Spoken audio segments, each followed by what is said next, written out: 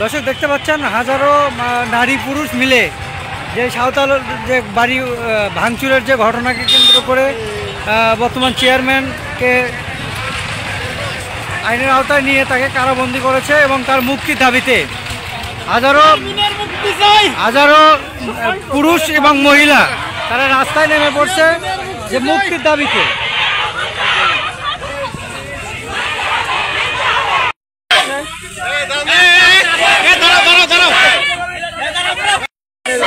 তারা কিন্তু মানববন্ধন করছে, মানববন্ধন হাজার হাজার লোক কিন্তু এই মানববন্ধন তাদের দাবি একটাই, তারা চেয়ারম্যানকে মিথ্যা মামলা থেকে প্রত্যাহার চায় এবং তারা মুক্ত চায়।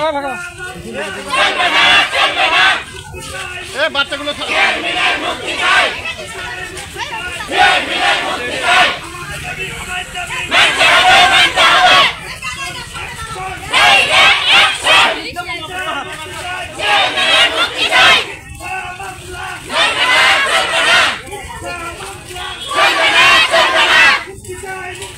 Yeah!